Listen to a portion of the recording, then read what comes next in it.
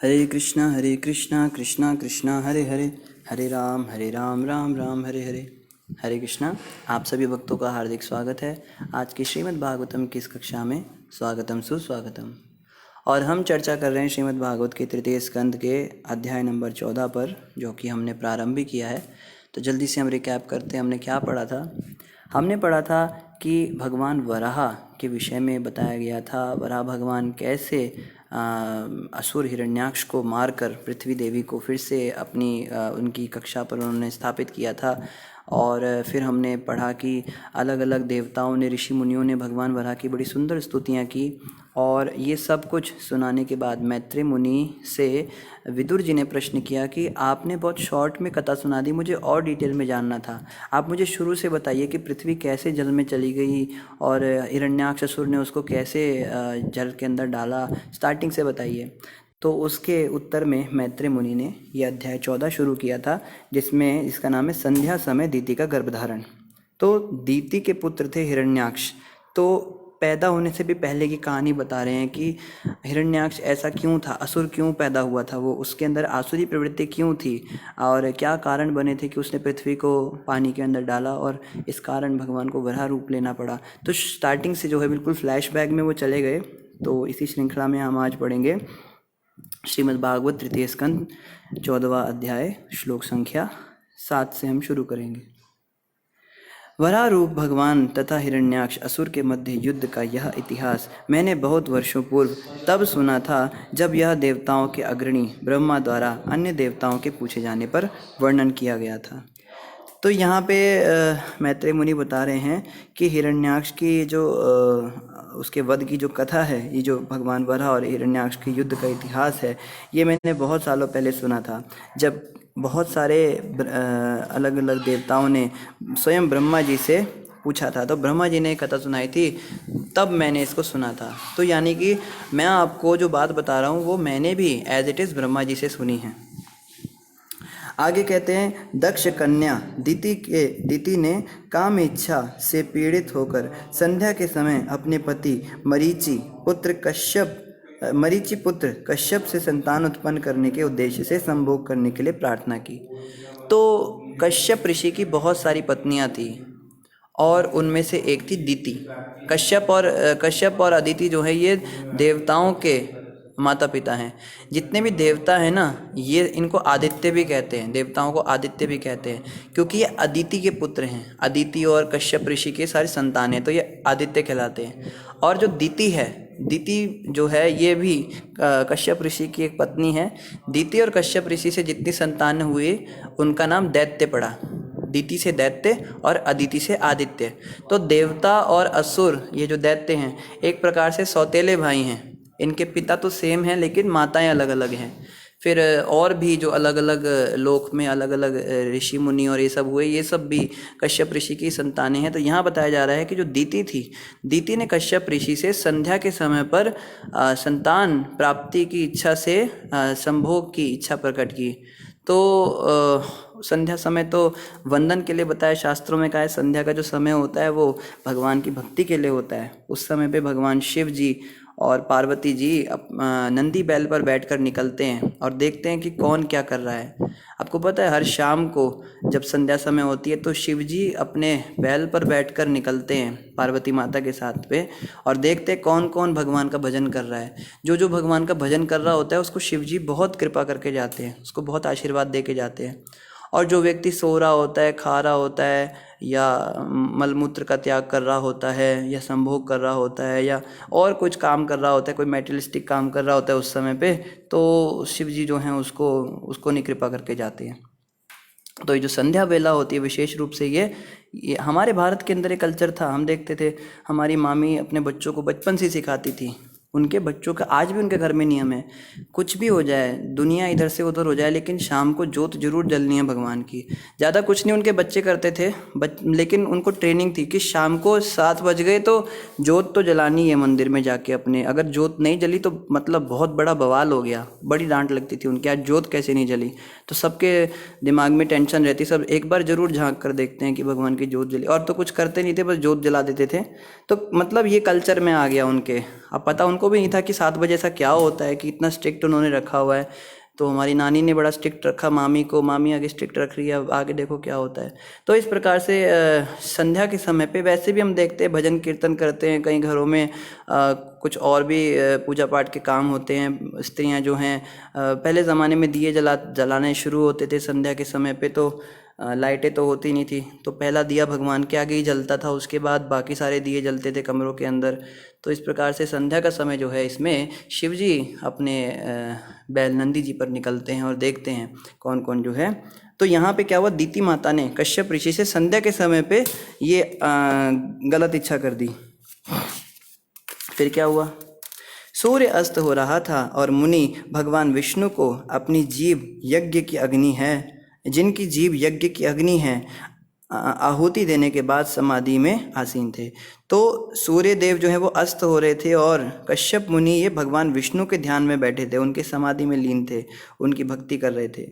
दितिरुवाच, उस स्थान पर सुंदरी दीति ने अपनी इच्छा व्यक्त की, हे विद्वान कामदेव, अपने तीर लेकर मुझे बलपूर्वक उसी तरह सता रहा है जिस तरह उन्मत्त हाथी एक केले के वृक्ष को झकझोरता है।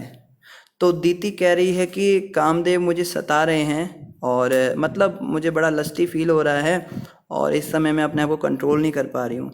अतएव आपको मुझ पर पूर्ण दया दिखाते हुए मेरे प्रति कृपालु होना चाहिए। मुझे पुत्र प्राप्त करने की चाह है और मैं अपनी सौतों का ऐश्वर्य देखकर अत्यधिक व्यथित हूँ। तो जब किसी पुरुष की एक से ज़्यादा स्त्रियां होती हैं तो उनमें परस्पर एक ईर्ष्या आ जाती है। कहते हैं ना सौतन जो होती हैं वो सौतन का रिश्ता बड़ा ख़राब बताया जाता है, सौत कभी अपनी सौत का अच्छा नहीं चाहती, ये स्वाभाविक उनमें ईर्ष्या होती है। तो ये यहाँ पे दीति माता कह रही है कि मेरी बाकी सौतों के पास में पुत्र हैं, वो उनके साथ ऐश्वर्यशाली जीवन जी रही हैं, मेरी कोई संतान ही नहीं है। इस कृत्य को करने से आप सुखी हो सकेंगे। तो कहती हैं कि पुत्र हो जाएगा तो आपको भी अच्छा लगेगा, तो कृपया करके आप मेरे निवेदन को स्वीकार कीजिए। एक स्त्री अपने पति के आशीर्वाद से संसार में आदर पाती है और संतानें होने से आप जैसा पति प्रसिद्धि पाएगा, क्योंकि आप जीवों के विस्तार के निमित्त ही हैं। तो कितना अच्छा, देखो जब हमें किसी को कन्विंस करना होता है ना तो हम बड़े अच्छे अच्छे पॉइंट्स बोलते हैं। दीति माता कितना अच्छा पॉइंट दे रही है, कह रही है कि आपका तो जन्म ही इसलिए हुआ था कि आप संतानें बढ़ा सको। ब्रह्मा जी ने आपको उत्पन्न किया था कि आप सृष्टि बढ़ाओ, उसमें संतानें दो। तो मैं आपको सामने से प्रस्ताव दे रही हूँ, हम संतानें जो हैं उत्पन्न करेंगे तो इससे तो आपकी और प्रसिद्धि होगी, क्योंकि आप इसी कार्य के लिए बनाए गए थे। बहुत काल पूर्व अत्यंत ऐश्वर्यवान हमारे पिता दक्ष ने, जो अपनी पुत्रियों के प्रति अत्यंत वत्सल थे, हम में से हर एक को अलग अलग से पूछा था कि तुम किसे अपने पति के रूप में चुनना चाहोगी। तो यहाँ बताया जा रहा है दीति जो थी ये दक्ष की पुत्री थी, दक्ष प्रजापति जो कि जिनकी एक पुत्री शंकर जी से भी ब्याही थी। तो ये जो हैं ये शंकर जी की साली लगी, इसका मतलब दीति माता। तो ये कह रही है कि बहुत समय पहले हमारे पिता ने, दक्ष प्रजापति ने, हम सभी बहनों से, हम जितनी उनकी पुत्रियां थी, हम सबसे एक एक करके पूछा था कि तुम किससे शादी करना चाहती हो। तो यहाँ से पता लगता है, जो लोग कहते हैं ना कि हिंदू धर्म में तो बस गाय को खूंटे से जैसे बांध देते हैं वैसे स्त्रियों को किसी भी आदमी से बांध देते हैं और बस उसी के साथ जियो, उसी के साथ मरो।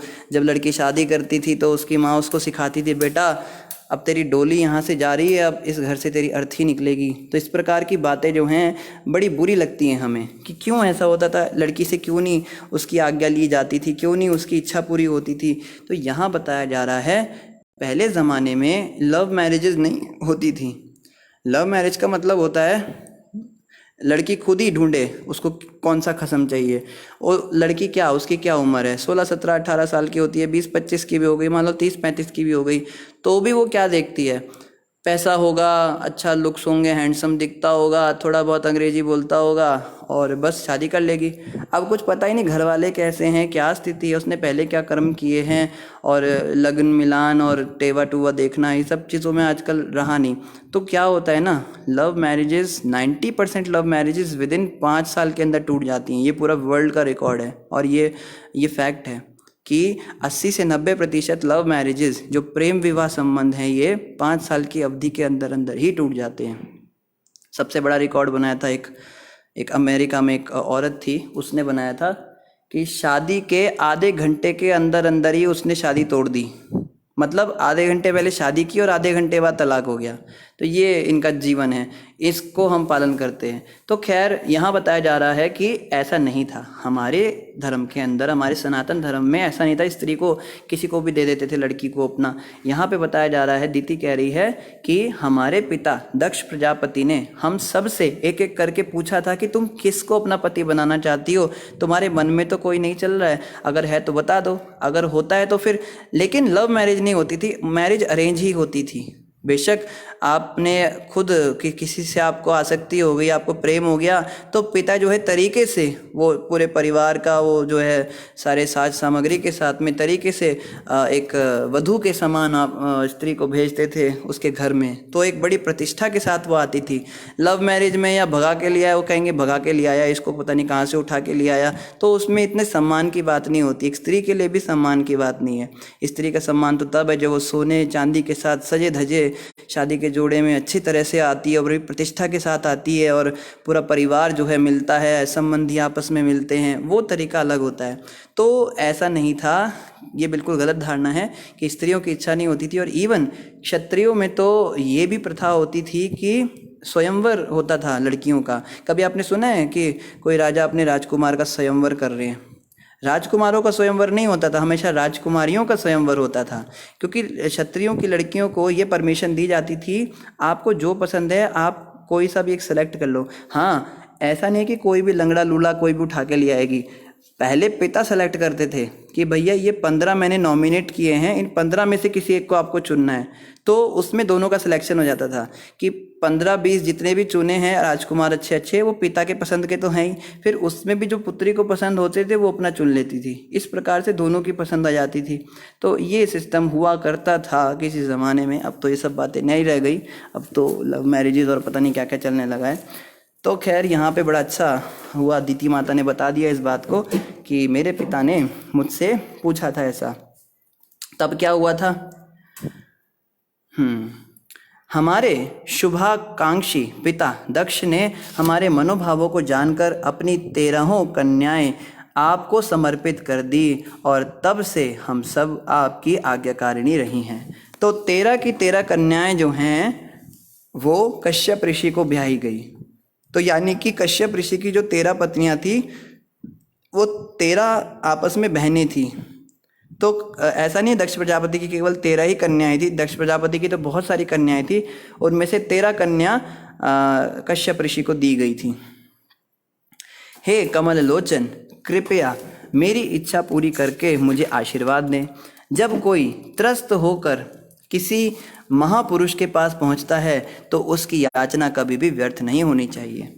तो दीति माता कह रही है कि अगर किसी महापुरुष के पास कोई व्यक्ति हार कर पहुंचता है, बड़ी परेशानी, बड़ी विकट समस्या में पहुंचता है, तो उसको खाली हाथ नहीं लौटाना चाहिए। ये महापुरुषों की निशानी नहीं है।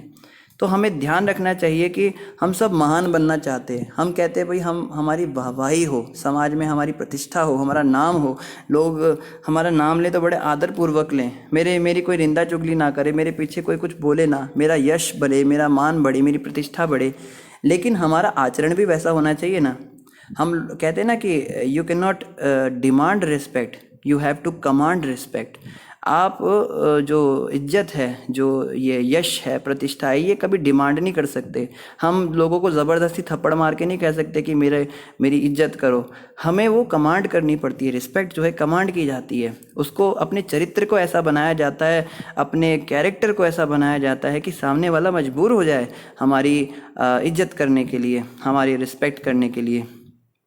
तो सम्मानित व्यक्ति की एक पहचान यहाँ बताई गई है कि सम्मानित या महापुरुष जो है उसकी एक पहचान ये होती है कि अगर कोई बुरे समय में उसके पास आता है परेशान होकर, तो उसे कभी उसको खाली हाथ नहीं लौटाना चाहिए। तो हम अपने अंदर झांक कर देखें, क्या मेरे अंदर ये योग्यता है? मैं कहता तो हूँ या मैं कहती तो हूँ कि सब मेरी रिस्पेक्ट करें, मेरा पति मेरी रिस्पेक्ट नहीं करता, मेरे बच्चे मेरी रिस्पेक्ट नहीं करते, मेरी पत्नी मेरी बात नहीं सुनती, या मेरे रिश्तेदार या मेरे कॉलोनी वाले, मेरे पड़ोसी, मेरे ससुराल वाले मेरी रिस्पेक्ट नहीं करते। क्या हमारे अंदर योग्यता है? अपने अंदर भी तो झांक के देखना चाहिए। क्या ऐसा होता है कि हर बार जब भी कोई मेरे पास परेशानी में आया हो और मैं उसको कभी खाली हाथ ना लौटाऊं? जितना मेरा सामर्थ्य है ऑब्वियसली होनी हो, ऐसा जरूरी नहीं है कि उसको 10 लाख रुपए चाहिए तो मैं 10 लाख ही दे सकूं।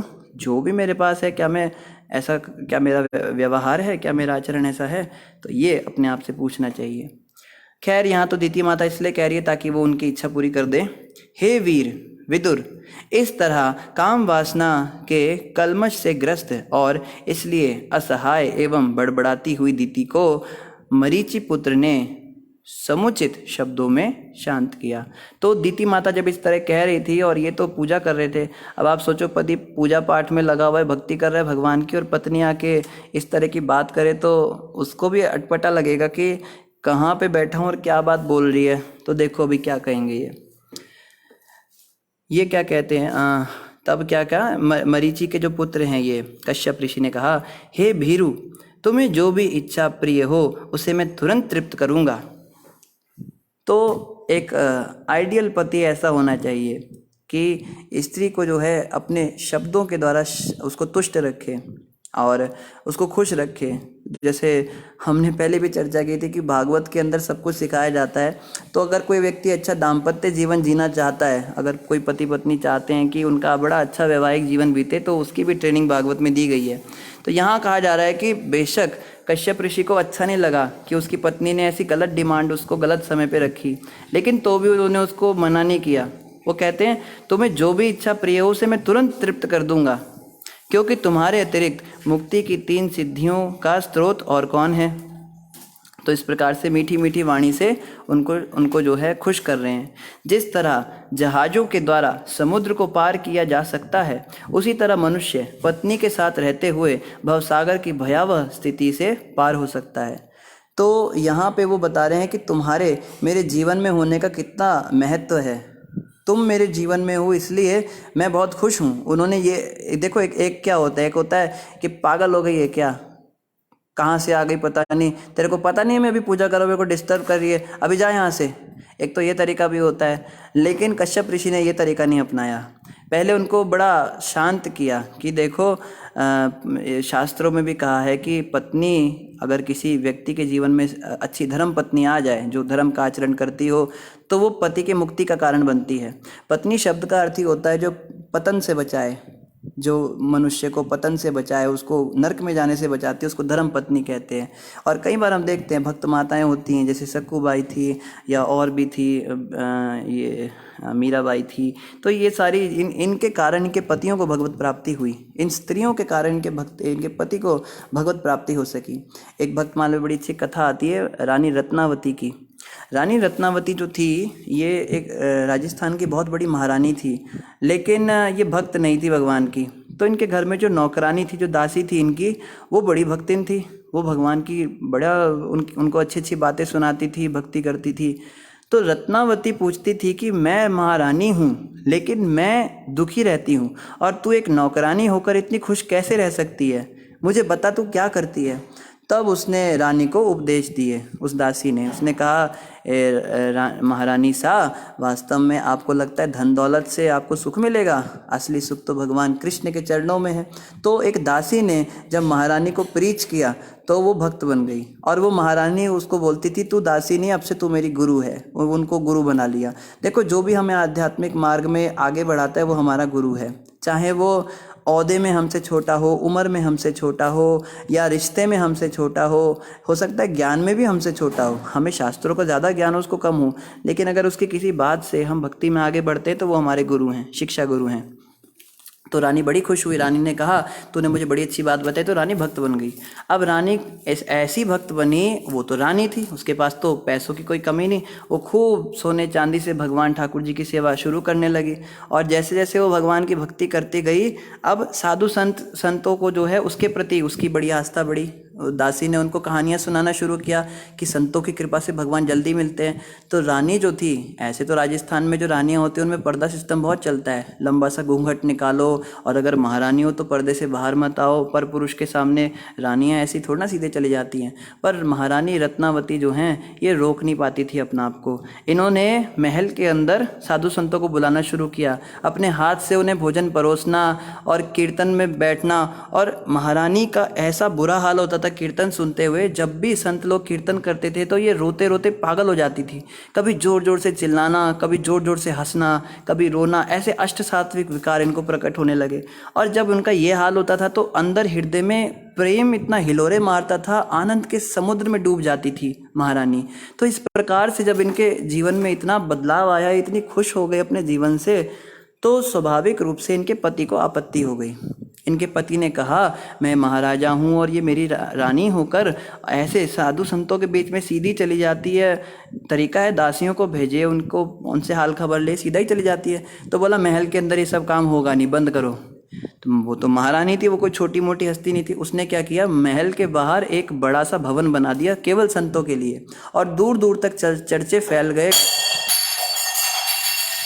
आसपास के गांव में चर्चे फैल गए कि ये महारानी रत्नावती जो है उसने एक भवन बनाया ऐसा कि कोई भी साधु संत वहां जाए, कितने भी दिन तक रुक सकता है, वहां पे सारी सुविधाएं मिलती हैं और जितना भोजन चाहे खा सकता है। उसको जो सोना चांदी रत्न चाहिए, गायें चाहिए या भूमि चाहिए, सब देती है वो बड़ी उदार दिल भक्त बन गई वो भगवान की।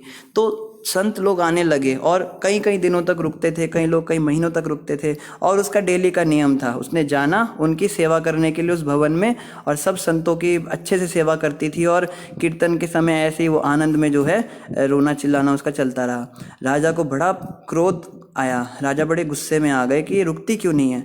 तब जो है महारानी तो महारानी थी, उनको फ़र्क पड़ना नहीं था। एक दिन क्या हुआ, राजा को भड़काने वाले भी लोग बहुत थे, आगे पीछे लोग बातें बनाने लगे, भाई राजस्थान के तुम इतने बड़े महाराणा हो, तुम्हारी रानी ऐसी है वैसी है। तो राजा ने उसको रोकने की हर मुमकिन कोशिश की। पहले राजा ने शब्दों से समझाया, फिर राजा ने दंड दिया, राजा ने बहुत कोशिश की, पर महारानी तो रुकने का नाम ही नहीं ले रही थी। देखो, जिसको भक्ति का रस लग जाता है ना, उसको लाख रोकने वाले हैं, वो रुकता नहीं। जब हम कहते हैं ना कि प्रभु जी मेरी माला नहीं हो पाती, मेरे घर में अच्छा माहौल नहीं है, मेरे माँ बाप पसंद नहीं करते मेरा मंदिर जाना, मैं जा नहीं पाती, मैं जा नहीं पाता, मेरे पति या मेरे पत्नी अच्छे नहीं हैं इसलिए मेरे घर में प्याज लहसुन चलता है, ये झूठे बहाने हैं।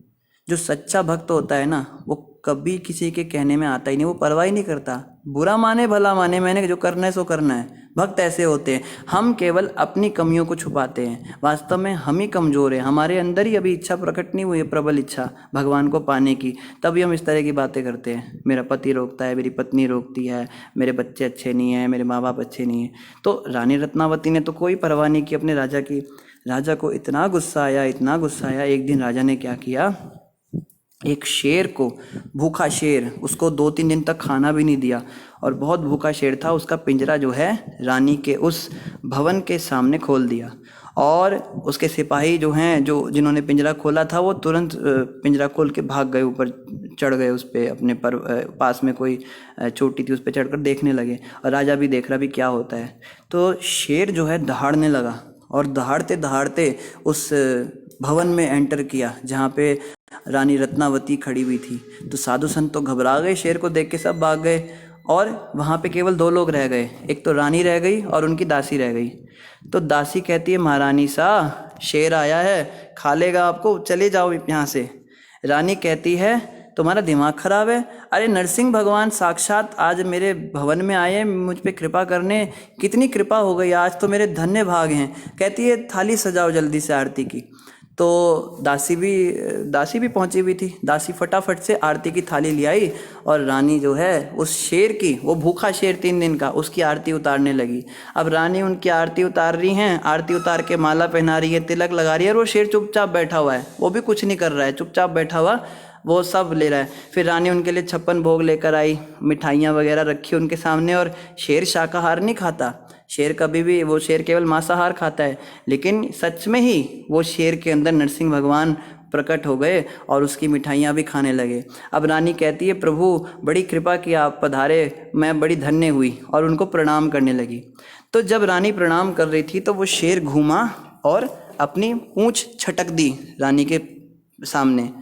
तो जब उसने पूंछ छटकी तो रानी समझ गई कि अब भगवान ये कह रहे हैं कि अब जो मैं करने जा रहा हूँ उससे तुम मुझे मत रोकना, जो मैं काम करने जा रहा हूँ। तो रानी समझ गई कुछ अनिष्ट होने वाला है। तब जो है शेर गया बाहर और जितने लोगों ने उसको पिंजरे से बाहर निकाला था एक एक करके सबको फाड़ के खा गया। जो ऊपर चढ़े हुए थे उनको ऊपर चढ़ के खा गया, जो नीचे थे उनको नीचे जाके मार डाला। और तब राजा जो ऊपर किले के ऊपर खड़ा हुआ देख रहा था, उसको देखकर शेर ने इतनी जोर की दहाड़ लगाई और राजा का हृदय कांप के बाहर आ गया। वो बिल्कुल घबरा गया, ऊपर से नीचे तक हिल गया वो, और फिर वो शेर वहां से चला गया। तब जो है राजा को समझ में आया कि जो रानी है ये बहुत बड़ी भक्त है भगवान की, और मैंने बहुत गलती करी। तब उसने आके उनसे माफ़ी मांगी, उनके चरणों में गिरकर उसने बार बार उनको दंडवत प्रणाम किया। बाद में राजा भी भक्त बन गया। इसमें एक बात और मैं भूल गया, बीच में क्या हुआ था, उस रानी ने क्या किया, संतों के साथ रहते रहते ना, वो संत लोग सब हेड शेव करते हैं ना, अपना सिर मुंडा लेते हैं, टिंड करा लेते हैं, बाल हटा देते हैं। तो दासी ने कहा, रानी सा ऐसे तो आप बहुत बड़ी भक्त बन गई, लेकिन बालों से अभी भी आपको बड़ा प्यार है, अपने बालों से आपको इतना प्रेम है, भगवान में से क्या आपको प्रेम होगा। उसने ऐसी मजाक में कहा। रानी ने सच में हेड शेव करा लिया, उसने सारे बाल अपने जो हैं हटा दिए, वो गंजी हो गई। तो राजा को जब पता लगा मेरी रानी ने ऐसा काम कर दिया, तो उसने पीछे से ये मैसेज भेजा कि ये उसका जो बेटा था रानी का, वो जब राजा के पास किसी काम से गया था तो राजा कहता है मुंडी वैरागन का बेटा आ गया। मुंडी वैरागन मतलब वैरागन मतलब जो वैरागी हो गई, वैराग्य आ गया उसको। तो मुंडी मतलब जो गंजी है, मुंडी वैरागन का बेटा। तो जब बेटे को पता लगा मेरी माँ ने हेड शेव कर लिया, वो उसने मुंडन करा लिया, तो बेटा बड़ा खुश हुआ। बेटा जाके अपनी माँ को कहता है, माँ पिताजी ने मुझे आज बोला कि तू मुंडी वैरागन का बेटा है। तो माँ कहती है, फिर बेटा मैं क्या कर सकती हूँ। कहता है अब इस बात को सार्थक करना है, अब तुम पीछे मत हटना, अब तुम मुंडी वैरागन बनी हो, मुझे तो गौरव है इस बात का कि मैं मुंडी वैरागन का बेटा हूँ।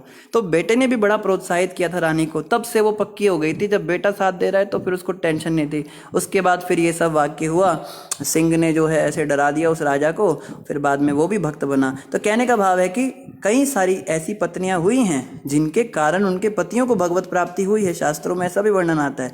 ज़रूरी नहीं है कि हम कहते हैं ना कि स्त्रियां तो माया होती है और स्त्रियों से दूर रहना चाहिए और पति के पतन का कारण बन जाती है, भक्ति अच्छा खासा भक्त होता है शादी करके गिर जाता है। ज़रूरी नहीं है।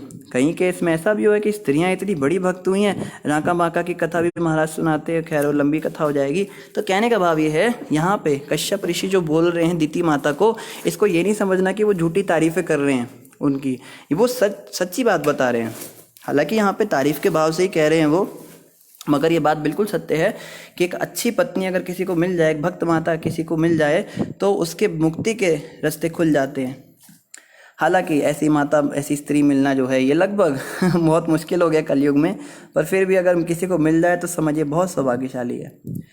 आगे कह रहे, हे आदरणीय, पत्नी इतनी सहायताप्रद होती है कि वह मनुष्य के शरीर की अर्धांगिनी कहलाती है, क्योंकि वह समस्त शुभ कार्यों में हाथ बटाती है। पुरुष अपनी पत्नी पर जिम्मेदारियों का सारा भार डालकर निश्चिंत होकर विचरण कर सकता है। तो कश्यप ऋषि कह रहे हैं, पत्नी जो है वो अर्धांगिनी कहलाती है मनुष्य की। कहते हैं ना अर्धांगिनी है मेरी। अर्धांगिनी का मतलब होता है आधा हिस्सा। जब कोई व्यक्ति शादीशुदा नहीं होता तो उसको सब कुछ खुद करना पड़ता है, लेकिन पत्नी के जीवन में आते ही उसके आधे काम जो है वो पत्नी अपने सिर पे ले लेती है, उसकी जिम्मेदारियां अपने सिर पे ले लेती है। अभी जैसे कोई व्यक्ति शादीशुदा नहीं है, वो पहले ठाकुर जी का भोग भी बनाएगा, उन्हें उठाएगा भी, कपड़े भी पहनाएगा, पूजा पाठ भी करेगा, फिर खाना भी बनाएगा, अपना ये से रहेगा। जितने ब्रह्मचारी सन्यासी आश्रमों में रहते हैं लोग ऐसे ही रहते हैं। लेकिन जिसके जीवन में पत्नी आ जाती है, फिर पत्नी कहती है पतिदेव आधा काम मेरा हो गया। तो एक्चुअली में स्त्री जो होती है वो इस कार्य के लिए होती है, या उसके आने से ऐसा होना चाहिए कि किसी भी पुरुष का आधा भार कम हो जाए। लेकिन आजकल ऐसा प्राय देखा जाता है, सब एक जैसे नहीं होते, कि शादी के बाद डबल लोड आ जाता है सिर पर। पत्नी काम तो कुछ नहीं करती, सेवा साथ तो नहीं बढ़ाती, और उल्टा कहती है अब मेरे को भी खिलाओ, मेरा भी देखो जिम्मेदारी। तो इसलिए कहा जाता है भाई तुम फुल टाइम ज्वाइन करो, ब्रह्मचारी रहो, अच्छा है। लेकिन अगर सद्पत्नी है, अच्छी पत्नी है, तो वो उल्टा पति की जिम्मेदारी अपने सिर पर लेती है। आजकल आदमी लोग भी ढूंढते हैं कोई जॉब वाली पत्नी मिल जाए तो खर्चा भी आधा बांट लेगी, वो आधा खर्चे का जिम्मा अपने सिर पर उठा लेगी। पर इसका ये मतलब नहीं होता, शास्त्रों में रेकमेंडेड नहीं है। 3 तरह के पुरुष होते हैं। एक पुरुष होता है कि पति कमाए और पत्नी खाए, उसको अच्छा माना जाता है, सर्वश्रेष्ठ है। दूसरा होता है कि पति पत्नी कमाएं और मिल बांट के खाएं। ये मध्यम पुरुष की निशानियां हैं कि उसमें इतना भी सामर्थ्य नहीं है कि अपनी पत्नी को कमा के खिला सके। और सबसे बेकार वो माना जाता है कि पत्नी कमाए और पति बैठ के खाए। अपनी स्त्री से वो काम करा रहा है, जॉब करा रहा है और उसकी इनकम को खा रहा है, ये सबसे निकृष्ट माना जाता है। तो पुरुषों को चाहिए कि स्त्रियों को जो है ये भार ना सौंपे। ऑलरेडी स्त्रियों के पास इतनी जिम्मेदारी होती है, पूरा घर उन्हें संभालना है, बच्चे उन्हें संभाल ले, आगे पीछे रिश्तेदारियां, फेस्टिवल्स, तीज त्यौहार। आज स्त्रियां तीज त्यौहार नहीं मनाती घर में, छोटे मोटे जो जैसे सावन में झूले डलते थे, हम देखते थे बचपन में, हमारी माँ भी ऐसे तार पे धागा बांधती थी कि धागा जब भीगता था, पहली बारिश की बूंद आती थी तो उसके बाद झूले डलते थे।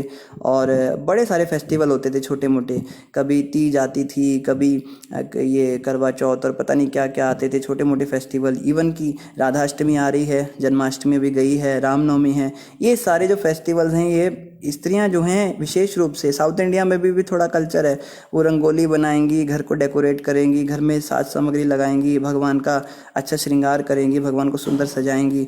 ये सब कार्य स्त्रियों के होते हैं। स्त्रियों को ये सब कार्य करने में अच्छा भी लगता है क्योंकि वो क्रिएटिव होती हैं, उनका दिमाग जो है क्रिएटिविटी में चलता है। लेकिन जिस घर में स्त्री मजबूरन अपनी फाइनेंशियल कंडीशंस की वजह से काम करती है, जॉब पे जाती है, उस घर में तीज त्यौहार कैसे मनाएगी वो? तो अच्छा नहीं माना जाता स्त्रियों को जॉब के लिए जाना पड़े। अगर सक्षम है पति खिलाने में तो पति का काम है कि वो पैसा कमा के लाए और स्त्री का काम है कि वो सारा मैनेजमेंट संभाले, सारे पैसे कहाँ किसको कितना देना है, कितना दान करना है, कितना घर पे रखना है, कितना संतों को देना है, कितनों से बच्चों को पालना है, ये सब काम में स्त्रियां एक्सपर्ट होती हैं, पुरुष ये सब काम में एक्सपर्ट नहीं होते। इसलिए जो है यहाँ पे जो है इस तरह से बात बताई जाती है। आगे कह रहे हैं, पुरुष अपनी पत्नी पर जिम्मेदारियों का सारा भार डालकर निश्चिंत होकर विचरण कर सकता है। तो पुरुष जो है अपनी अच्छी पत्नी अगर उसकी है तो उस पर सारी जिम्मेदारी डाल देता है, ये लो, ये मेरी सैलरी इस महीने की, अब तुम देखो क्या करना है, इसको कहाँ कहाँ पे कैसे कैसे इन्वेस्ट करना है। और स्त्री बहुत एक्सपर्ट तरीके से कुछ सेविंग भी कर देगी और पति की इच्छा भी पूरी कर देगी, बच्चों की भी इच्छा पूरी कर देगी, भगवान की भक्ति में भी उसको लगाएगी और डोनेशन भी देगी, मंदिर के लिए अलग से निकालेगी। तो स्त्री के पास ये कला होती है। जिस तरह किले का सेनापति आक्रमणकारी लुटेरों को बहुत आसानी से जीत लेता है, उसी तरह पत्नी का आश्रय लेकर मनुष्य उन इंद्रियों को जीत सकता है जो अन्य आश्रमों में अजेय होती हैं। तो यहाँ पे बताया जा रहा है कि मानव समाज के 4 आश्रम होते हैं, ब्रह्मचारी, गृहस्थ, वानप्रस्थ और सन्यास। इनमें से जो है गृहस्थ सुरक्षित रहता है क्योंकि शारीरिक इंद्रियां जो हैं वो शरीर रूपी किले की लुटेरी मानी जाती हैं। शरीर एक किले के समान है और इंद्रियां जो हैं उसके लुटेरे, जैसे किले पे लुटेरे चढ़ाई करते हैं ना, ऐसे ही इंद्रियां शरीर को हमेशा पतन की ओर ले जाती हैं, उसको गलत रास्ते पे ले जाती हैं। और पत्नी को किले का सेनापति माना जाता है। इसलिए जब कभी शरीर पर इंद्रियों द्वारा आक्रमण किया जाता है तो पत्नी ही शरीर को क्षत विक्षत होने से बचाती है। जैसे जो ये काम वासना की भूख होती है, ये हर एक के लिए अपरिहार्य है, हर व्यक्ति के अंदर ये बहुत ज़्यादा मात्रा में देखने को मिलती है। लेकिन जिसके पास एक अच्छी पत्नी होती है, सद्पत्नी होती है, वो इंद्रिय शत्रुओं के आक्रमण से उसे बचा लेती है। जिस आदमी के उत्तम पत्नी होती है वह कुमारिकाओं को भ्रष्ट करके समाज में उत्पात नहीं मचाता। हम देखते हैं कि जो भी जैसे ये लिव इन रिलेशनशिप और ओपन रिलेशनशिप और दुनिया भर के रिलेशनशिप चल गए आजकल, ये उन लोगों के लिए होते हैं जो शादीशुदा नहीं होते। 30, 35, 40 साल उम्र हो गई, शादी भी नहीं करते, और ऐसे ही जो सीधी सादी भोली भाली स्त्रियां होती हैं उनको प्रेम जाल में फंसाते हैं और उनके साथ उनको दूषित कर देते हैं। ये समाज में चल रहा है। और स्त्रियां भी बेचारी भोली भाली होती हैं, वो भी भटक जाती हैं और वो भी अपने पतन के रास्ते पे जाती हैं और नतीजा दोनों नर्क भरेंगे। पुरुष भी नरक में जाएगा, स्त्री भी नरक में जाएगी। इससे अच्छा तो ये है अगर किसी को अच्छी पत्नी मिल जाए तो उसकी जो काम वासनाएं हैं इसको भी वो शांत कर देती है। अच्छी पत्नी का ये लक्षण होता है कि वो पति को हर प्रकार से पतन से बचाती है, गलत रास्ते पे जाने से बचाती है। ऑब्वियसली यहाँ पे अच्छी पत्नी की बात हो रही है तो अच्छी पत्नी होनी भी चाहिए, तभी ऐसा होगा। हे घर की रानी देखो अब कश्यप ऋषि उसको क्या कह रहे हैं, हे घर की रानी, हम ना तो तुम्हारी तरह कार्य करने में सक्षम हैं, ना ही तुमने जो कुछ किया है उससे उऋण हो सकते हैं। तुम्हारा जो क्रेडिट हम पे चढ़ा हुआ है उससे हम कभी भी फ्री नहीं हो सकते। चाहे हम अपने जीवन भर या मृत्यु के बाद भी कार्य करते रहें, तुमसे उऋण हो पाना उन लोगों के लिए भी असंभव है जो निजी गुणों के प्रशंसक होते हैं। कह रहे हैं मैं तुम्हारी जितनी तारीफ करूं तुम्हारे कार्य की उतनी कम है। मैं जिंदा रह के भी काम करता रहूं सारी ज़िंदगी और मरने के बाद भी काम करता रहूं तो भी तुम्हारे उधार को नहीं चुका सकता जो तुमने मेरे पे उपकार किए हैं मेरे जीवन में आकर, और जो भी कार्य तुम कर रही हो मेरे साथ रहकर, मेरे सारी जिम्मेदारियां तुमने अपने सिर पर ली हैं। तो इस प्रकार से जो है बड़े सुंदर मधुर वचन ये जो है अपनी पत्नी को सुना रहे हैं। ये अब ये भी समझना है ये इतने मधुर मधुर वचन क्यों सुना रहे हैं। इस समय उसको शांत करने के लिए सुना रहे हैं कि वो वासनाओं से जो पीड़ित होकर अभी संध्या के समय पे जो भगवान की भक्ति का समय होता है इस समय पे गलत इच्छा लेकर आई है, उसको शांत कर रहे हैं। एक्चुअली वो उसका मन डाइवर्ट कर रहे हैं, उसको अच्छी मीठी मीठी बातें सुनाकर उसका जो है मन हल्का कर रहे हैं। पर यह भी नहीं समझना है कि वो झूठी तारीफ कर रहे हैं। जो भी बातें कश्यप ऋषि कह रहे हैं बिल्कुल सत्य बातें हैं। यद्यपि मैं तुम्हारे ऋण से उऋण नहीं हो सकता, किंतु मैं संतान उत्पन्न करने के लिए तुम्हारी कामेच्छा को तुरंत तुष्ट करूंगा। किंतु तुम केवल कुछ क्षणों तक प्रतीक्षा करो जिससे अन्य लोग मेरी भर्त्सना न कर सके। तो कश्यप ऋषि कह रहे हैं आप बिल्कुल सही इच्छा लेकर आए हो, संतान उत्पत्ति करके मैं आपको एक संतान दूंगा, एक पुत्र दूंगा, तो उससे मुझे लगेगा कि मैंने कुछ ऋण चुका दिया अपना। हालांकि पूरा ऋण मैं कभी नहीं चुका सकता, पर ये मेरा फ़र्ज़ है। आप ऐसा मत समझो कि मैं आपके ऊपर एहसान कर रहा हूँ आपको संतान देकर। एक्चुअली में आपने मुझ पर इतने एहसान किए हैं कि एक संतान देने से वो एहसान कभी चुकेंगे नहीं। तो कश्यप ऋषि उनके मन में ये भावना डाल रहे हैं कि आप ये मत सोचो कि आप मुझसे कुछ रिक्वेस्ट कर रहे हो और मैं आपको मना कर रहा हूँ, तो इसका मतलब ये है कि मैंने आपकी रिक्वेस्ट एक्सेप्ट नहीं करी है, मैं समझ नहीं पा रहा हूँ आपके भावों को। आप निश्चिंत रहिए, आपकी सारी इच्छाएं मैं पूरी करूँगा। मैं तो खुद चाहता हूँ आपकी इस इच्छा को पूरा करना, लेकिन कुछ समय रुक जाओ। अब जाके उन्होंने असली बात बोली, अभी संध्या समय है, अभी आप रुक जाइए। यह विशिष्ट वेला अतीव अशुभ है, क्योंकि इस वेला में भयावने दिखने वाले भूत तथा भूतों के स्वामी के नित्य संगी दृष्टिगोचर होते हैं। संध्या समय पे भूत प्रेत भी जो हैं ये दृष्टिगोचर होते, दिखने लगते हैं, आते हैं बाहर। इस वेला में भूतों के राजा शिव जी अपने वाहन बैल की पीठ पर बैठकर उन भूतों के साथ विचरण करते हैं जो अपने कल्याण के लिए उनका अनुगमन करते हैं। तो भूत प्रेत जो हैं ये शिव जी के गण माने जाते हैं। शिव जी इनके स्वामी हैं, भूतों के राजा यहाँ पे शिव जी को कहा गया है। भूत प्रेत जो हैं ये शिव जी के अंडर में रहते हैं, और शिव जी अपने बैल पर इस समय बाहर निकलते हैं तो सारे भूत प्रेत भी उनके पीछे चलते हैं बारात की तरह। तो ये अशुभ समय है, भूतों प्रेतों का समय है, और वैसे भी ये समय जो है इस काम के लिए अच्छा नहीं है। शिव जी का शरीर लालाभ है और वह निष्कलुषित हैं। निष्कलुषित मतलब उनके ऊपर कभी कोई कलमश नहीं आता उनके अंदर। शिव जी में काम क्रोध लोभ एक गंदगी नहीं है, किंतु वे उस पर राख पोते रहते हैं। हालांकि उनका शरीर तो निष्कलुषित है, उनके शरीर में कोई गंदगी नहीं है, लेकिन फिर भी वो उस पर शमशान की राख लगा के रखते हैं अपने शरीर पर। उनकी जटा शमशान भूमि के बवंडर की धूल से धूसरित रहती है। वे तुम्हारे पति के छोटे भाई हैं और वे अपने 3 नेत्रों से देखते हैं। तो यहाँ पे कश्यप ऋषि कह रहे हैं कि शिव जी उनके छोटे भाई हैं। दीति माता को कहते हैं कि तुम्हारे पति के वो छोटे भाई हैं। तो ये यहाँ पे उन्होंने अपना रिश्ता बताया शिव जी के साथ में, और कह रहे हैं कि वो शमशान भूमि के बवंडर जैसी धूली से धूसरित रहते हैं। तो ये शिव जी की महिमा। तो शिव जी को कैसे भूतों का इंचार्ज बनाया गया, ये भी बड़ी सुंदर घटना है। तो सृष्टि के आरंभ में क्या हो रहा था कि अलग अलग लोगों को अलग अलग जो देवता हैं, जो अधिष्ठाता हैं, वो चूज़ कर रहे थे, चुन रहे थे कि हाँ भाई ये हमारे अंडर रहेंगे, ये हमारे अंडर, हम इनका जिम्मेदारी लेते हैं। जैसे हम बचपन में क्रिकेट खेलते थे तो टीम बांटनी होती थी। हम 20-25 या 15-20 जितने भी लड़के होते थे तो क्या करते थे, 2 कैप्टन बनाते थे। तो 2 कैप्टन निकल जाते थे ग्रुप से बाहर। तो पहला कहता था हाँ भाई मैं इसको लेता हूँ, फिर दूसरा कहता था मैं इसको लेता हूँ, फिर पहला कहता था मैं इसको लेता हूँ, फिर दूसरा कहता था मैं इसको लेता हूँ। करते करते जो है लड़के लोग सेलेक्ट होते थे तो टीम बनती थी।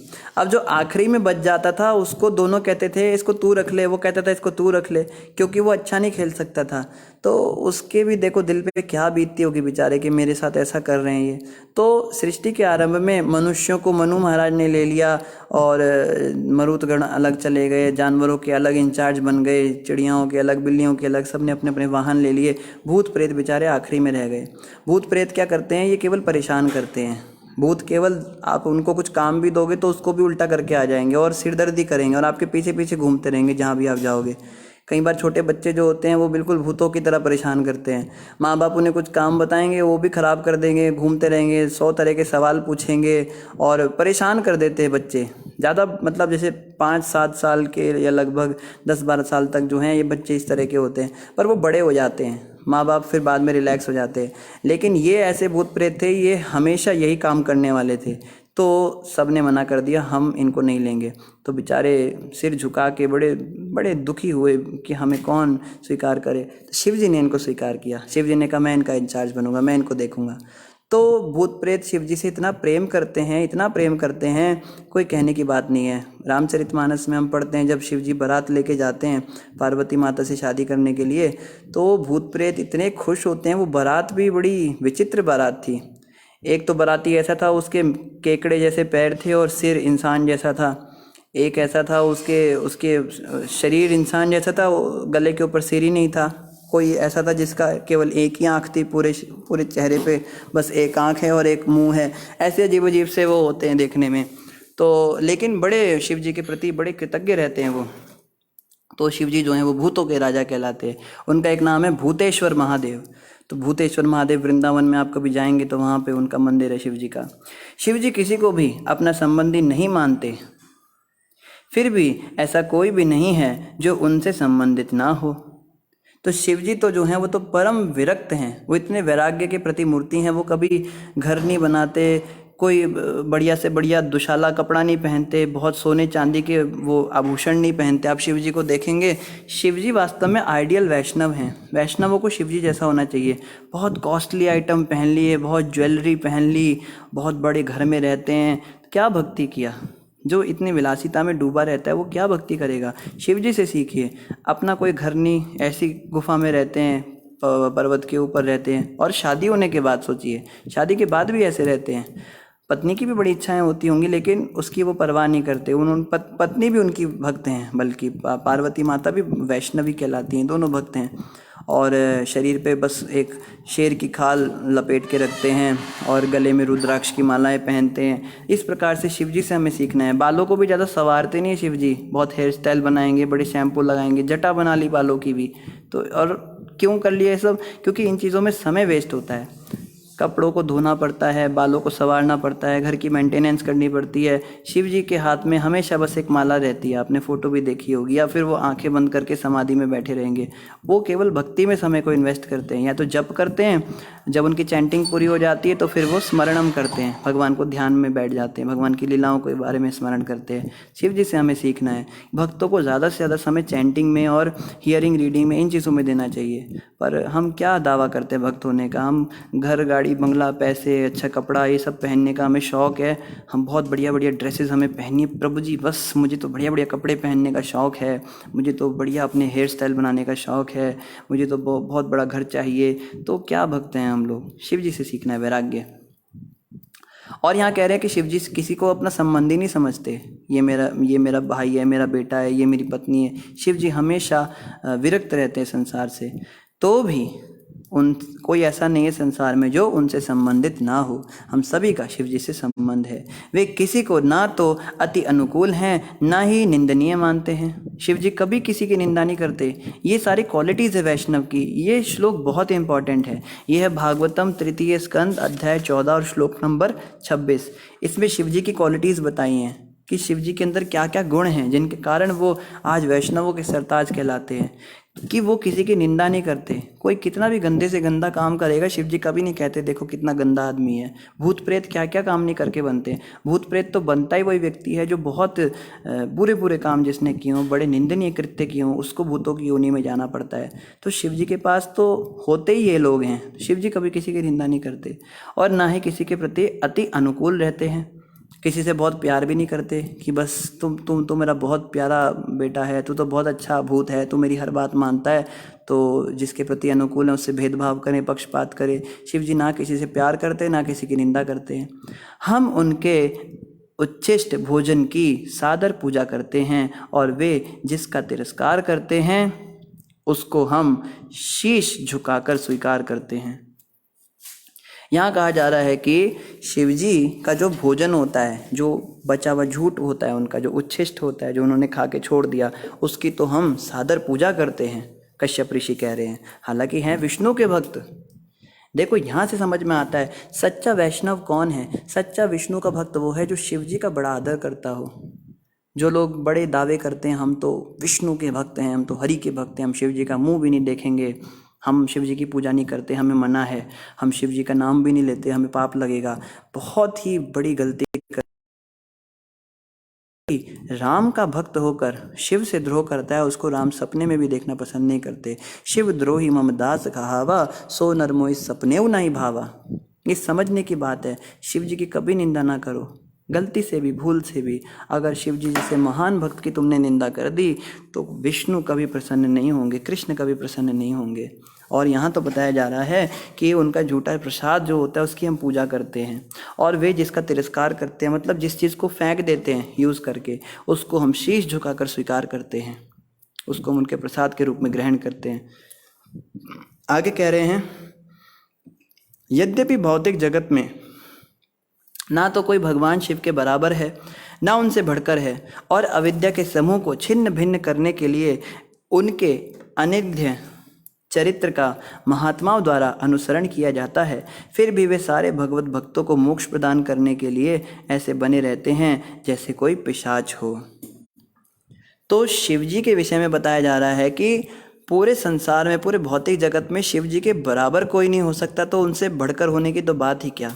कहते हैं ना, देवों के भी देव हैं महादेव, देवता भी जिसकी पूजा करते हैं। हम लोग देवताओं की पूजा करते हैं और देवता भी महादेव की पूजा करते हैं, वो सबसे श्रेष्ठ हैं इस भौतिक जगत के अंदर। और यहाँ बताया जा रहा है कि उनके अनिंद्य चरित्र का महात्माओं द्वारा अनुसरण किया जाता है। बड़े बड़े महात्मा उनके चरित्र का अनुसरण करते हैं। जैसे हम भी अभी बात कर रहे थे कि जैसे शिव जी का वैराग्य है, हमें भी उनसे सीखना चाहिए। बड़े बड़े महात्मा भी भगवान शिव जी से सीखते हैं, कैसे भगवान शिव अपने भक्तों पे कृपा करते हैं, कैसे वो सिंप्लिसिटी के साथ रहते हैं। ये सारी चीज़ें हमें उनसे सीखनी है। और क्या कह रहे हैं, फिर भी वे सारे भगवत भक्तों को मोक्ष प्रदान करने के लिए ऐसे ही बने रहते हैं जैसे कोई पिशाच। शिव जी का स्वरूप हमेशा पिशाचों जैसा होता है। देखने में एकदम जटाएं रख लेंगे और शरीर पे वो लगा लेंगे, राख लगा लेंगे शमशान घाट की। देखने वाला कहेगा ये तो खुद ही भूत प्रेत लग रहे हैं देखने में। लेकिन शिव जी जो हैं वो बड़े महान हैं, और बड़े बड़े महात्मा भी उनके चरित्र का अनुसरण करते हैं। अभागे मूर्ख व्यक्ति यह न जानते हुए कि वे अपने में मस्त रहते हैं, उन पर हंसते हैं। शिव जी पर वही व्यक्ति हंसता है जो व्यक्ति पागल है। कई लोग कहते हैं ना, क्या डमरू बजा रहे हैं, नाच रहे हैं, भांग रगड़ रहे हैं, हंसते हैं शिव जी के ऊपर। वो क्या हैं, अभागे मूर्ख व्यक्ति हैं। यहाँ पे कह रहे हैं कश्यप ऋषि, ये सब मूर्ख अभागे लोग हैं जो उन पे हंसते हैं, क्योंकि शिव जी अपने में ही मस्त रहते हैं। शिव जी जो हैं बैठे बैठे हंस देंगे, बैठे बैठे रो देंगे, क्योंकि वो मस्त हैं अपने अंदर ही उनका स्मरण चल रहा है ना, अंदर ही चिंतन चल रहा है शिव जी का। ऐसे मूर्ख व्यक्ति अपने उस शरीर को जो कुत्तों द्वारा खाए जाने योग्य है, वस्त्र आभूषण माला तथा लेप से सजाने में लगे रहते हैं। ऐसे जो लोग हैं वो अपने शरीर पर कितना भी मखमल के कपड़े पहन ले, कितनी भी सुंदर सुंदर कॉस्टली ज्वेलरी, ड्रेसेस और बहुत ये कॉस्मेटिक्स लगा लें, बहुत मेकअप कर लें, अगर शिव जी के ऊपर हंसते हैं तो क्या इनका शरीर तो केवल कुत्तों के द्वारा खाए जाने के योग्य है। कुत्ते ही खाएं उसके शरीर को। तो ऐसे व्यक्ति के जो शिव जी के विषय में ऐसा विचार करता है, देखो कश्यप ऋषि इतना क्रोध प्रकट कर रहे हैं उन लोगों के प्रति जो इस प्रकार का भाव रखते हैं।